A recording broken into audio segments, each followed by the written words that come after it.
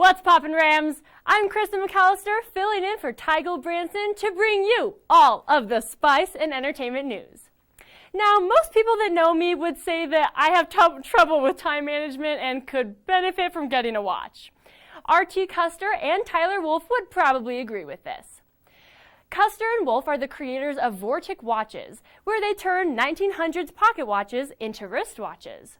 Cleaning and adding new parts to the old heirlooms is a large task, so they only make a few hundred of them per year. They also work with the Veterans Watchmaker Initiative to train military veterans to make these timepieces. Starting this week, a new watch will be released every day at noon, so I know that I'll be on the lookout for these one-of-a-kind pieces of history.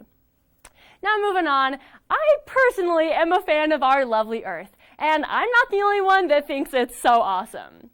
The Sustainable Living Association, or the SLA, is holding the 11th Annual Earth Day virtually in order to teach people how to reduce environmental impacts. The 3-day event from April 22nd through the 24th will feature videos, speakers, and community stories. The SLA is partnering with the Shift Earth Day Challenge to reduce greenhouse gas emissions, and they are working with the Poudre School District students to participate in a sustainability essay writing contest. Hopefully this event will help keep the earth clean so that we can continue to enjoy our beautiful city. And now, speaking of the earth, we had some crazy weather this past Monday, as Zayla Hiley had told us about earlier, and this resulted in CSU having a snow day. And because our normal spring break got delayed, students were looking for ways to have fun on this day off.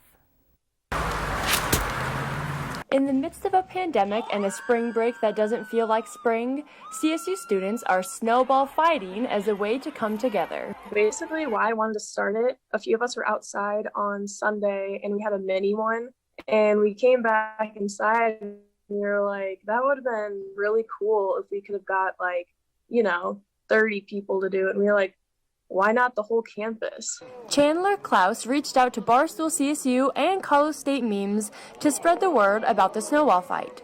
I knew I did not have a large enough platform, and I wanted to include everyone, and I felt like those pages were just the best way to do it. With a combined following of over 50,000 people, these platforms created more interest than was expected. I was definitely a little worried when I walked up because there were maybe 10 of us there. But the turnout, it was more than I could have asked for. I would just turn around and more groups would be walking up and, more smiling faces. With so many people showing up, precautions were taken so that the only danger present is snowballs like these.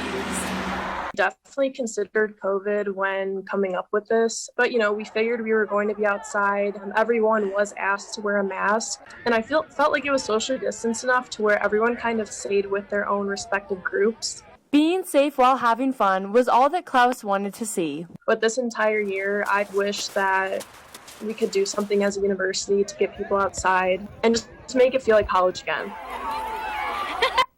That looked like a lot of fun, but I personally decided to stay inside wearing my pajamas all day, and I'm honestly not that upset about it. Now, I know that I can't compete with Ellison in terms of sports hype, but I'll do my best. The Fort Collins Country Club has received 7 Caggy Awards from the Colorado Avid Golfer magazine. The Caggy Awards were selected by the golf community from across the state and the region on where people can find the best golf and club experiences. The Fort Collins Club received awards for best instructors, for being the best front range Northeast club, having the best value, being the best for families and food, and being the most underrated club.